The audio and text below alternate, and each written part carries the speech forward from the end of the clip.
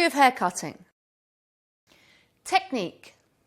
Line, graduation, and layering. These are the fundamentals of precision cutting. How they are used really decides what kind of look you are giving your client. Sometimes I will use just one technique to give a more simple, pared down, classic look. I will also combine my techniques together to give a little bit more of a creative feeling. Really, our three techniques, line, graduation, and layering, are our fundamentals of how we put our shapes together.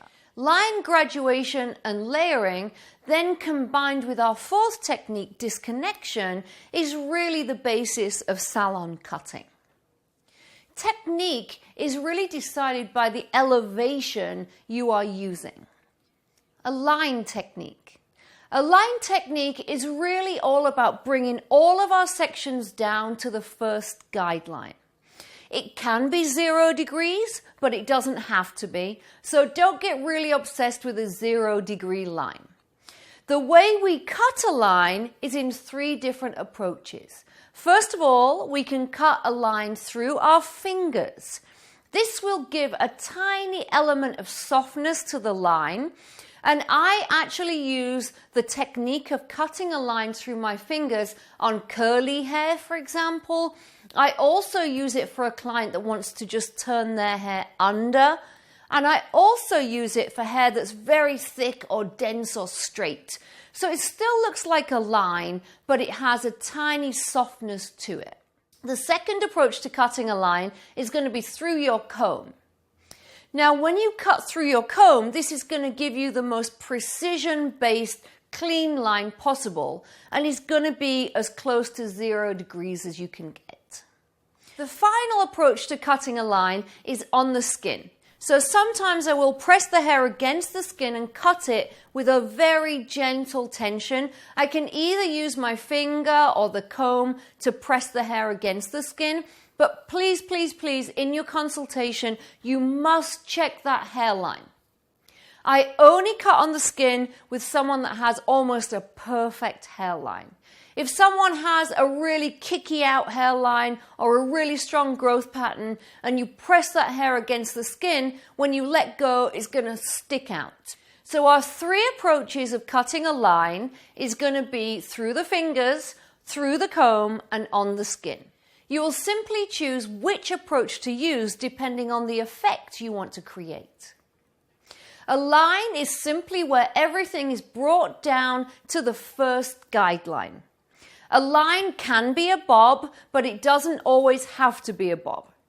A line can be cut in the front, in the back area, in the fringe, wherever you want to create that strong, clean, blunt feeling. A line gives a solid, clean effect. And in the consultation, I usually find that clients want more of a clean look or a strong look. And that's really the kind of words that they're using when they're talking to you about a line. In the consultation, you have to really take on board what the client is saying and then try and figure out what technique that actually is. A line is often used to determine the length of the haircut, but it shouldn't always be put in first. If you would like your end result to be softer and looser in the outline, you should not put a line in. It's very difficult to remove a line at the end of the haircut. Only put that outline in and use a line if you want to get that strong, clean, finished look. For example, with a layered bob, I would only put the outline in first and then do the layers second if I wanted to create a stronger finish result. Graduation. Graduation is a build-up of weight. Think about the hair on the underneath being shorter and supporting the hair above it. This is going to be really, really good to build weight in recessed areas of the head. For example, if a client has a flat crown area, then I'm going to build the graduation on that crown to give a better profile. Graduation is very, very useful to allow you to build a better profile for the client if maybe they don't naturally have a great profile. For example, someone that has a flatter occipital bone, I can build a really beautiful angle using graduation to give them the appearance of a much nicer and much more flattering haircut. Graduation is decided by many things. It's decided by the skull shape, the occipital bone particularly. Also the face shape. Where is the graduation build-up sitting on the face? I never put the widest part of the graduation on the widest part of the face. The graduation at the occipital bone always needs to sit either below the occipital bone or above the occipital bone. If someone has a prominent occipital bone, I never actually place the graduation build-up on top of it because from the side profile it makes them look a little bit too wide. So for me, graduation always sits above or below. Graduation really is based on the amount of weight you want to build up, the profile, the occipital bone, the face shape, but also the hair texture and density. Sometimes if a client has finer hair, I like to keep my graduation a little bit lower and heavier. This gives them the appearance of having a little bit thicker hair. If a client has really thick hair or curly or wavy hair, then it's going to expand. So I often take the graduation a little bit higher or make it a little bit softer. If you place the weight below the occipital bone, you are going to see more of a visual weight line.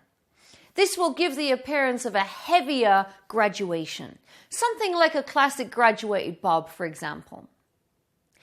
If you develop the weight above the occipital bone, you will not see an obvious weight line. The graduation will be softer and lighter and sit higher on the head. Layering. Our final technique is layering. This is a removal of weight. Layering allows the hair to move, it encourages texture and movement in the hair, and it's really a case of making something lighter and more flowing. In a consultation, a client will usually use words like softness, lightness, movement when they are referring to layering. Often we will see the natural texture come out of the hair. When you layer the hair, you will not have as much weight to drag the texture down. So sometimes you'll see it when clients have had a one-length haircut, for example, and you then layer their hair and it goes wavy. So you are releasing the weight in the hair and creating softness and movement.